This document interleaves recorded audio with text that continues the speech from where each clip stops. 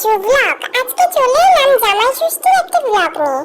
চলে এসেছি, দেখো জামাই ষষ্ঠীর দিন সকালে দাদাই চলে এসেছে আমার জন্য একটা পার্ক নিয়ে। আমি তো মেজমণিকে বলছি একটু খুলে দিবি, পিকা তো খুলে দিতে চায় না, তুই একটু খুলে দিবি।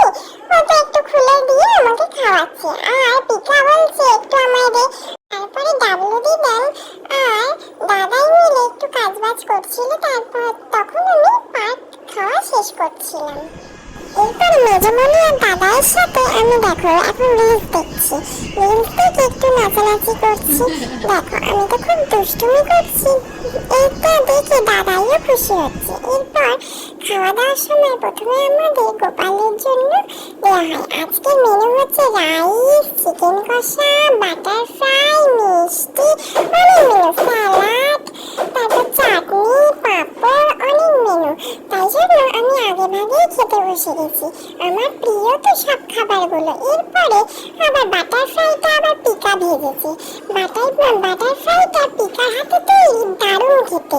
তাই জন্য আমি আগে ভাগে খাওয়াটা আরম্ভ করে দিয়েছিলাম। মাও আমাকে খাওয়াচ্ছে। এরপর মামুনি এসে গেছে, মামুনি আমাকে বলছে একটু খেয়ে নিবি। তারপর মামুনিকে দেখে আমি একটু ভয় পেয়ে গেছিলাম, একটু রেগে যাচ্ছিল, আমি খাচ্ছিলাম না বলে, দুষ্টুমি করছি বলে, তাই জন্য রেগে যাচ্ছিল বলে আমি একটু ভয়ে ভয়ে খেয়েও নিচ্ছিলাম।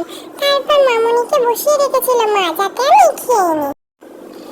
এরপরে খাওয়া দাওয়া পর্ব শুরু হয়ে গেল। আমি তো দেখছিলাম কার কি প্রয়োজন অপ্রয়োজন। এরপর পিকা কিন্তু বাটার ফ্রাই ভেজেই যাচ্ছিল, গরম গরম বাটার ফ্রাই। সবাই খেয়ে বলছে খুব দারুণ হয়েছে, দারুণ হয়েছে।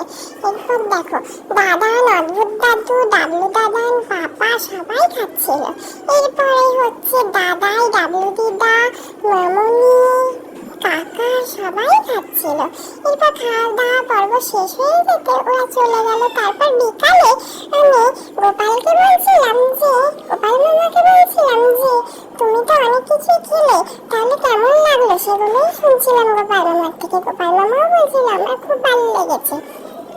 তারপর মেজমণির সাথে একটু দুষ্টুমি করছি। আমি তো এক জায়গায় বেশিক্ষণ বসতে পারি না, তাই জন্য একটু দুষ্টুমি করছি। এরপর দুষ্টুমি করতে করতে রাতের ডিনারটাও এসে এলো। ডিনারে ছিল কচুরি আর আলুর দম। আলুর দমটা তোমাদের দেখায়নি, কচুরিটা খেতে কিন্তু ভালোই হয়েছিল। যাদের